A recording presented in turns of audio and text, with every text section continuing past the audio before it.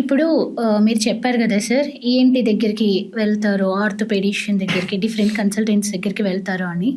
ఇప్పుడక్కడ వాళ్ళకి ఏ ప్రాబ్లమ్ లేదు అని తెలిసింది. అప్పుడు వాళ్ళకి అంటే ఎలా ఐడెంటిఫై జేయాలి సార్? వాళ్ళకి తెలీదు గదా! మనం నెక్స్ట్ కార్డియాలజీకెళ్ళాలని. ఓహ్! ఇక్కడ పెయినొస్తుంది అంటే కార్డియాలజీకి దీనికి గాట్ ఇట్. హ్మ్. మంచి ప్రశ్న గానీ, ఇది చాలా సింపుల్ థింగ్. ఎందుకంటే మీరెళ్ళింది ఒక స్పెషలిస్ట్ దగ్గరికి. మోస్ట్ ఆఫ్ ది టైమ్ స్పెషలిస్టే డైరెక్ట్ చేస్తాడు. ఆహా! ఓకే. జనరల్‌గా ఈఎన్‌టీ సర్జన్ ఇది నాకేదో అనుమానంగా ఉందమ్మా, ఇది హ్మ్. మాది కాదు, గుండె డాక్టర్‌దేమో అని మాకు అనుమానం ఉంది. గుండె డాక్టర్ దగ్గరికెళ్ళండి అంటారు. ఓకే. అతి తక్కువ మంది మందులు రాసి ఏం పెద్ద పర్లేదు అని ఇంటికి పంపించేయడం జరుగుతుంది. అప్పుడు మిస్ అయిపోతారు డయాగ్నోసిస్. అప్పుడు బట్ మెజారిటీ ఆఫ్ టైమ్స్ అందుకే ఎంబీబీఎస్ చేశాకే ఇవన్నీ చేయాలి. చాలా డిగ్రీల్లో ఎంబీబీఎస్ అయ్యాక, ఎండీ అయ్యాకనే సూపర్ స్పెషాలిటీ ఉంటుంది. హ్మ్. ఎందుకంటే ఈ వైడ్ రేంజ్ నాలెడ్జ్ అవసరం. ఓకే. మీకు జనరల్ ఫిజిషియన్ అంటే ఇప్పుడు నేను కార్డియాలజిస్ట్ అవ్వాలి అంటే ఫస్ట్ ఫిజిషియన్ అవ్వాలి. ఓహ్! అంటే ఓకే. ఎంబీబీఎస్ అయ్యాక, ఎండీ అయ్యాకే మేము డీఎం చేస్తాం. ఓకే. మీరు ఏ స్పెషాలిటీ తీసుకున్నా gastroenterologist MBBS, MD, hmm. DM. Hmm. Rheumatologist MBBS, MD, DM. Okay. Haematologist you take anything, oncologist MBBS, MD, DM. So ఇవన్నీ ఎందుకు అంటే ఈ జనరల్ ఫిజిషియన్గా నువ్వు ముందు చూసే ఈ బ్రాడ్గా అందరినీ చూడటము, నీ మెచ్యూరిటీ పెరుగుతుంది, నీకు ఆలోచన విధానం శక్తి పెరుగుతుంది, నువ్వు పేషెంట్ని ట్యాకిల్ చేసే విధానం పెరుగుతుంది. సో ఈ విధంగా నువ్వు అన్నిట్లో కొంచెం కొంచెంగా అంటే ఇప్పుడు మాస్టర్ ఆఫ్ నాలెడ్జ్ గెయిన్ నన్ చేసుకో. జాక్ ఆఫ్ ఆల్ ట్రేడ్స్ అంటారు. అంటే ఇప్పుడు నీకు ఒక దాంట్లో ఎక్స్పర్ట్, కానీ మెజారిటీ ఇప్పుడు నేను కార్డియాలజీ పరంగా నేను ఎక్స్పర్ట్ని.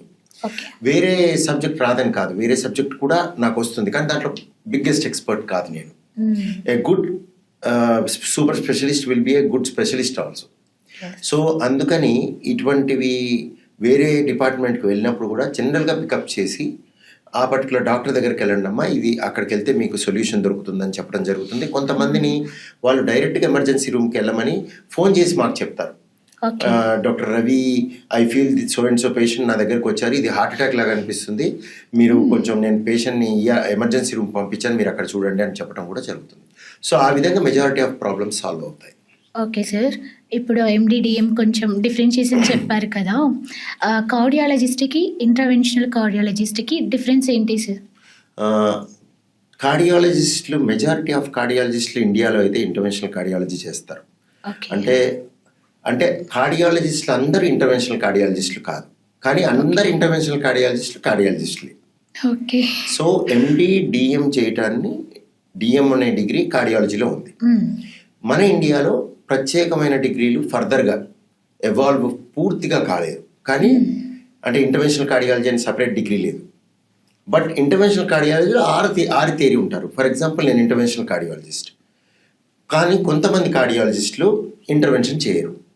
ఇంటర్వెన్షన్ అంటే ఏంటి అంటే గుండె రక్తనాళాల్లో కానీ, గుండె లోపలికి కానీ, వైర్ల ద్వారా కానీ ఏదైనా ప్రక్రియలు చేయటం. ఓకే. అంటే ఒక ఎలక్ట్రోఫిజియాలజిస్ట్ అయితే ఈపీ స్టడీ అని చేస్తాడు, ఫైనల్గా గుండెల్లోకి వైర్లు వేస్తారు, హ్మ్. లేకపోతే ఏదైనా డివైస్ని పంపిస్తారు, లేకపోతే డివైస్ని పెడతారు.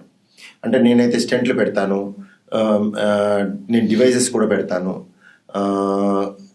ఇంకా ఫిల్టర్స్ అని పెడతాను, ఇలా అనేకమైన ప్రొసీజర్స్ ఉంటాయి. సో ఇవన్నీ కూడా లోపల ఒక మార్పు తీసుకొస్తాను గుండె లోపల.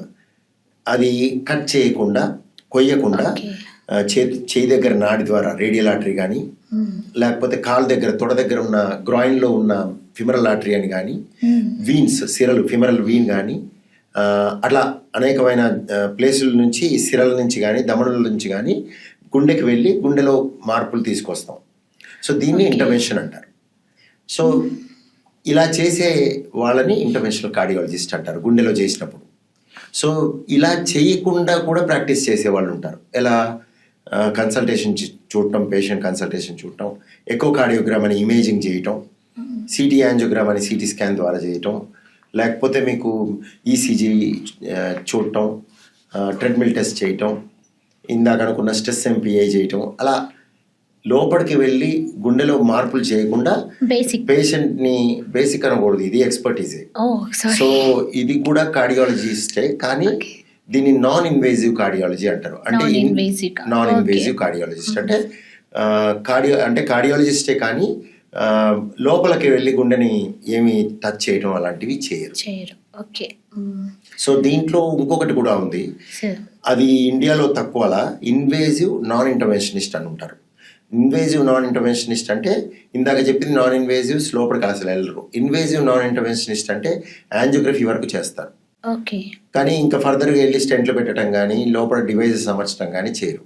సో ఇదొక డిపార్ట్మెంట్ ఉంది ఇన్వేజివ్ నాన్ ఇంటర్వెన్షనిస్ట్ అని, కానీ అది ఇండియాలో ఎక్కువగా అలాంటి డిపార్ట్మెంట్ లేదు. ఈ కార్డియాక్ సర్జన్ కి కార్డియాలజిస్ట్ కి అది డిఫరెన్స్ ఏంటి అది సార్? చాలా డిఫరెన్స్ ఉంది. ఎందుకంటే కార్డియాలజిస్ట్ ఫస్ట్ థింగ్ కార్డియాలజిస్ట్ అంటే ఎంబీబీఎస్ చేశాక ఎండి చేస్తారు. ఎండి అంటే ఫిజిషియన్తో సమానమైన డిగ్రీ చేసి, సమానమైన డిగ్రీ కాదు ఫిజిషియన్ డిగ్రీ, అది చేసి డిఎం ఫర్దర్గా స్పెషాలిటీ కార్డియాలజీ తీసుకుంటారు. వేరే కార్డియాక్ సర్జన్ అంటే ఎంబీబీఎస్ చేశాక ఎంఎస్ తీసుకుంటారు, ఎంఎస్ జనరల్ సర్జరీ, ఎండి చేయరు. సో ఇది సర్జరీ ఇక్కడే డివైడ్ అయిపోతుంది. సర్జన్స్ అందరూ కట్ చేసి చేసేవి చేస్తారు. సో స్టెర్నమ్ని కోయటం కానీ, పక్క నుంచి చిన్న ఇన్సిషన్ ఇచ్చి కానీ, పెద్ద ఇన్సిషన్ అవ్వచ్చు, చిన్న ఇన్సిషన్ అవ్వచ్చు, ఫైనల్గా కత్తులు కటార్లు వాడతారు సర్జన్ అనేవాళ్ళు. అది కోసి గుండె లోపలికి వెళ్ళి మార్పులు తీసుకొస్తారు. అది బైపాస్ సర్జరీ అవ్వచ్చు, ఓపెన్ హార్ట్ సర్జరీ అవ్వచ్చు. చాలా మందికి కన్ఫ్యూజన్ ఉంటుంది, ఓపెన్ హార్ట్ సర్జరీ వేరు, బైపాస్ సర్జరీ వేరు. అండ్ ఏంటి సార్ డిఫరెన్స్ ఏమిటి అంటే, ఓపెన్ హార్ట్ సర్జరీ అంటే చెస్ట్ని ఓపెన్ చేసి, అంటే అయితే స్టెర్నమ్ కట్ చేసి, ఈ స్టెర్నమ్ అనేది కట్ చేసి కానీ, లేకపోతే పక్క నుంచి ఎంఐసిఎస్ అంటారు, మినిమల్ ఇన్వేజివ్ కార్డియాక్ సర్జరీస్ అని, ఈ పక్క నుంచి చిన్న రంధ్రం చేసి కానీ గుండెల్లోకి వెళ్ళి గుండెని కట్ చేయరు. గుండె ఉపరితలం పైన ఉన్న దమనులని రిపేర్ చేస్తారు. బయట నుంచి కాలు నుంచి కానీ ఈ గుండె పక్కన ఉన్న దమనుల్ని కానీ తీసుకొచ్చి కుడతారు. దాన్ని బైపాస్ సర్జరీ అంటారు. దీంట్లో గుండెని కోయరు, చెస్ట్ని కోస్తారు, గుండె పైన ఉన్న దమనులని రిపేర్ చేస్తారు. దీన్ని తెలియక అందరు వాల్వులు అంటుంటారు, అవి వాల్వులు కావు, దమనులు, ఆర్టరీస్. వాల్వుల్ బ్లాక్ అయిన స్టెంట్ పెడతారు అంటుంటారు, అది వాల్వుల్ కావు, అవి వెజల్స్, దమనులు, ఆర్టరీస్. సో ఈ ఆర్టరీస్ని రిపేర్ చేయడాన్ని బైపాస్ సర్జరీ అంటారు, సిఏబిజీ. ఓపెన్ హార్ట్ సర్జరీ అంటే ఏంటంటే ఇందాక చెప్పినట్టుగా చెస్ట్ని, స్టెర్నల్ బోన్ని కట్ చేయటము, పక్కన లేకపోతే పక్కన నుంచి వెళ్ళటం, ఎంఐసిఎస్ అని. సో ఏదైనా కూడా లోపలికి వెళ్ళి హార్ట్ని కూడా కట్ చేసి లోపలికి వెళ్ళి కవాటాల రిపేర్, అంటే valve replacements, aortic valve replacement, mitral valve replacement, tricuspid valve repair, pulmonary valve replacement, లేదా గదుల్లో రంధ్రాలు ఉంటే పూడ్చడం, ASD, atrial septal defect, ventricular septal defect, అంటే గుండెలో కింద గదుల్లో రెండింటి మధ్యలో ఉండే రంధ్రాన్ని, పైన గదులు రెండింటి మధ్యలో ఉండే రంధ్రాన్ని ఏమో ఏట్రల్ సెప్టల్ డిఫెక్ట్ అంటారు. లేకపోతే రక్తనాళాలు తిరగబడితే దాన్ని రిపేర్ చేయటం, సో దాన్ని ఇంట్రాకార్డియాక్ రిపేర్ అంటారు. ఇలా రకరకాల రిపేర్స్ని గుండెని కట్ చేసి చేసేవి ఇవన్నీ కార్డియాక్ సర్జరీ చేస్తాడు. ఇది ఓపెన్ హార్ట్ సర్జరీ అంటారు. అంటే ఇందాక బైపాస్ వేరు, ఓపెన్ హార్ట్ సర్జరీ వేరు. సో ఇది చాలా మందికి కన్ఫ్యూజన్ ఉంటుంది. అండ్ ఈ విధంగా కార్డియాక్ సర్జన్ చేసేవి డిఫరెంట్, కార్డియాలజిస్ట్ చేసేవి డిఫరెంట్. చాలాసార్లు అనుబంధం, అంటే ఇద్దరు కలిపి కొలాబరేషన్, ఇప్పుడు కొలాబ్ అంటారు కదా, ఈ ఇన్స్టాగ్రామ్లో కొలాబ్ అయినట్టు పేషెంట్ కోసం కొలాబ్ అవటం కూడా జరుగుతుంది. కొన్ని ప్రక్రియల్లో హైబ్రిడ్ ప్రక్రియలు ఉంటాయి, అంటే సగం కార్డియాలజిస్ట్ చేస్తాడు, సగం సర్జన్ చేస్తాడు, కార్డియాక్ సర్జన్ చేస్తాడు. ఇలాంటి హైబ్రిడ్ ప్రొసీజర్స్ అంటే ఇద్దరు కలిపి టీమ్ అప్ అయ్యి కూడా చేసేవి ఉంటాయి. కొన్నిసార్లు మేము చాలా కాంప్లెక్స్ ప్రొసీజర్స్ చేసినప్పుడు ట్యాబర్ అని కానీ స్ట్రక్చరల్ హార్ట్ డిసీజెస్ ఉంటాయి, ట్రాన్స్కాథరల్ అయోటిక్ వాల్వ్ రిప్లేస్మెంట్ అని ఉంటుంది, మైట్రా క్లిప్ అని ఉంటుంది, మైట్రల్ క్లిప్ రిపేర్ అని. సో ఇలా ట్రాన్స్కాథరల్ మైట్రల్ వాల్వ్ రిప్లేస్మెంట్ అని ఉంటుంది.